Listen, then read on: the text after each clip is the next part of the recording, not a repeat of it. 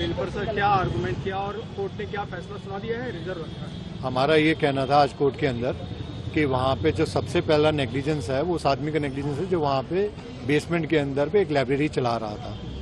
तो जो proximate cause है वो इस इंसिडेंट, अनफॉर्चुनेट इंसिडेंट का, वो लाइब्रेरी चलाना था जो इलीगल था।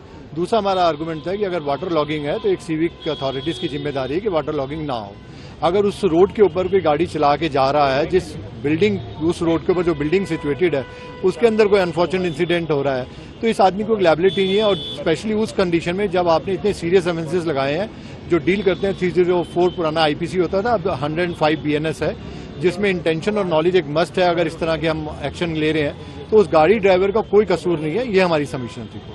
आपने सर एक पॉइंट 9 जुलाई वाले भी उठाया, उस दिन भी पानी भरा था, 27 जून से पहले भी एप्लीकेशन शिकायत दी गई थी, वो क्या पॉइंट थे? वो पॉइंट अगर आप देखेंगे तो ट्विटर में अवेलेबल है कि एक सज्जन ने, कोई रिस्पेक्टेबल सिटीजन ने एक कंप्लेंट करी थी एमसीडी कमिश्नर को 26 जून को, और उसके बाद 16 जुलाई को उसको रिमाइंडर दिया गया और 22 जुलाई को रिमाइंडर दिया गया।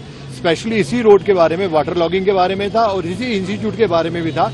अगर उसके बाद भी सिविक अमेनिटीज इस इंसिडेंट को रोक नहीं पाई है तो एक थर्ड पार्टी जो अनअवेयर है, उस रोड से निकलने का कसूर कर रही है, उसको आप एक्यूज नहीं बना सकते। मेरा कहना यह था कि कोर्ट इस केस की सुपरिटेंडेंस खुद करे और इनोसेंट आदमी ना पकड़े जाएं, राइट कल्प्रिट पकड़े जाएं, ताकि उन 3 बच्चों की परिवार वालों को, बाकी स्टूडेंट्स को जो बेचारे रोड में जो 20 घंटा पढ़ा करते थे, वो आज बेचारे रोड के ऊपर हैं एक जस्टिस के लिए, उनको कम से कम न्याय मिल सके। क्या सर इसमें अभी तक किसी सरकारी विभाग के किसी अधिकारी की कोई गिरफ्तारी हुई है, किसी से पूछताछ हुई है? कल हमने ये पॉइंट कोर्ट के अंदर आर्गुमेंट किया था, तो हमें ये बताया गया, कोर्ट ने स्पेसिफिकली एक क्वेश्चन पुट करा इन्वेस्टिगेटिंग ऑफिसर से, तो उनका जवाब ये था कि इसमें हमने एमसीडी के कुछ ऑफिसर्स को सम्मन करा है।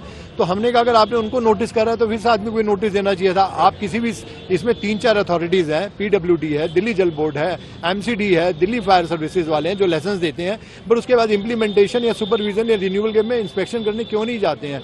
अगर ऐसी रेगुलेटरी चल रही है तो आप एक चीज को होने के बाद क्यों ऐसा काम करते हैं? ये हमारा सबमिशन। सर आपने कुछ मेडिकल ग्राउंड पे भी कुछ कोर्ट से जो है लीनियंसी की रिक्वेस्ट की थी कि भी देखा जाए उसको, वो क्या है सर? हमारा बेल का ग्राउंड ऑन मेरिट था और साथ में ये था कि उसकी situation, he is not keeping well, उसको अल्सरेटिव कोलाइटिस है। Ulcerative colitis is not a small disease, it is a serious element जो इन्फेक्शन के कारण उसके लाइफ को भी थ्रेट हो सकता है।